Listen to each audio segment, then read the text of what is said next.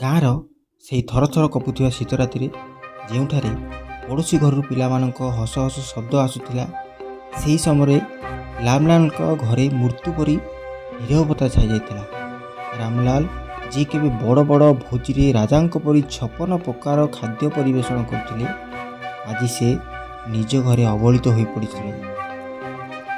ଯେଉଁ ହାତ ସମସ୍ତଙ୍କୁ ଖୁଆଉଥିଲା, ଆଜି ସେହି ହାତ କମ୍ପି ଯାଉଥିଲା।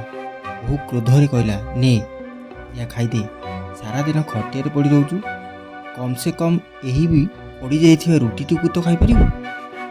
ଆଉ ଶୁଣ ବୁଢ଼ା, କାଲି ସକାଳେ ସୂର୍ଯ୍ୟ ଉଠିବା ପୂର୍ବରୁ ଏଠାରୁ ଚାଲିଯିବୁ, ମାଗଣା ଖାଇବା ବନ୍ଦ କର। ତମର ଏଇ କାଶ ଛିଙ୍କ ଆମ ଘର ଶାନ୍ତି ନଷ୍ଟ କରିଦେଉଛି।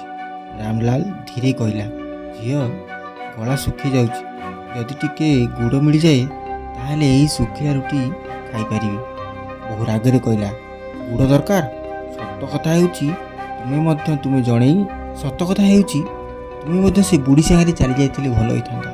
ଏଠାରେ ଆମ ଟୁକୁଡ଼ାରେ ବଞ୍ଚୁଛ, ଆଉ ନଖରା ଏମିତି କରୁଛ ଯେପରି ଏବେ ବି କୌଣସି ରାଜ୍ୟର ବଡ଼ ରୋଷେଇଆ ଅଛ। ରାମଲାଲଙ୍କ ଆଖିରୁ ଲୁହ ଖସି ପଡ଼ିଲା। ପୁଅ, ଯେଦିନ ତୁ ଜନ୍ମ ହୋଇଥିଲୁ ସେଦିନ ମୁଁ ସାରା ଗାଁକୁ ଘିଅର ଲଡ଼ୁ ଖୁଆଇଥିଲି। ତୁମକୁ ମୋର ହାତରେ ଧରି ବଡ଼ କରିଛି। କ'ଣ ଏଇ ଦିନ ଦେଖିବା ପାଇଁ ତତେ ମୁଁ ପାଠ ପଢ଼ାଇ ମଣିଷ କରିଥିଲି? ଏହି ସମୟରେ 7 ବର୍ଷର ନାତି ଗୋଲୁ ଦୌଡ଼ି ଆସି ଦାଦାଙ୍କ ଆଲିଙ୍ଗନ କଲା।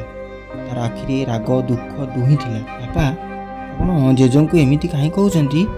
ମୋତେ ଭୟ ଲାଗିଲେ ଏହି ଜେଜେ ମୋତେ କୋଳରେ ଶୁଆନ୍ତି।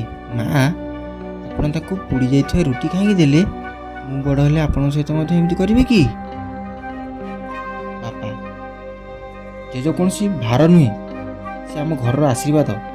ଆପଣଙ୍କ କହୁଛନ୍ତି ନା ସେ ଆପଣଙ୍କ ଟୁକୁଡ଼ାରେ ବଞ୍ଚନ୍ତି, କିନ୍ତୁ ଜେଜ ମୋତେ କହିଥିଲେ ଯେ ଏହି ଘର ଓ ଜମି ସେ ନିଜ ପରିଶ୍ରମରେ ତିଆରି କରିଛନ୍ତି।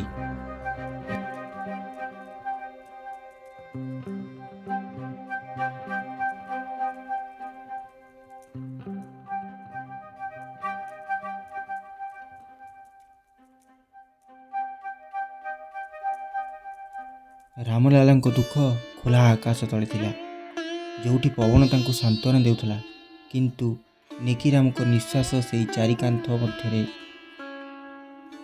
ଶେଷ ନିଶ୍ୱାସ ତ୍ୟାଗ କରିଥିଲେ, ଯାହାକୁ ସେ ନିଜ ଝାଳ ବୁହାଇ ତିଆରି କରିଥିଲେ।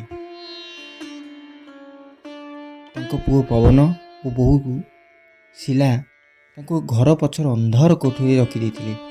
ସେଠାରେ ନେକିରାମଙ୍କ ଅସ୍ତିତ୍ୱ ପୁରୁଣା ସାମଗ୍ରୀ ପରି ହୋଇଯାଇଥିଲା, ଯାହାକୁ କେହି ଛୁଇଁବାକୁ ମଧ୍ୟ ଚାହୁଁନଥିଲେ। ବୋହୂ ଶିଲା ନାକ ଟେକି କହିଲା, ଏ କୋଠରୀରୁ କେତେ ଦୁର୍ଗନ୍ଧ ଆସୁଛି। ପବନ, କାଲିଠାରୁ ଏହି ବୁଢ଼ାଙ୍କ ବାସନ ଅଲଗା କରିଦିଅ। ମୋ ପିଲାମାନେ ତାଙ୍କ ହାତର ଛୁଆ ପାଣି ମଧ୍ୟ ପିଅନ୍ତୁ ନାହିଁ। ପବନ କଠୋର ସ୍ୱରରେ କହିଲା, ପିତାଜୀ, ଆପଣଙ୍କ ସେ ପୁରୁଣା ଡାଏରୀ ଓ ଭଙ୍ଗା ଚଷମାକୁ ଆଜି ସକାଳେ କୁଆଡ଼େ ଫିଙ୍ଗି ଦେଇଛି। ଏବେ ଆପଣଙ୍କୁ ପଢ଼ିବା ଲେଖିବା କ'ଣ ଦରକାର?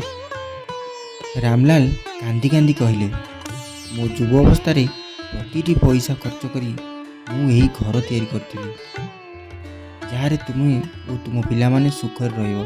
ଆଜି ସେହି ଘର ଗୋଟିଏ କୋଣ ମଧ୍ୟ ମୋତେ ମିଳୁନାହିଁ। ଏହି ସମୟରେ 6 ବର୍ଷର ନାତୁଣୀ ପିଙ୍କି ଚୁପଚାପ ଘରକୁ ପଶିଲା।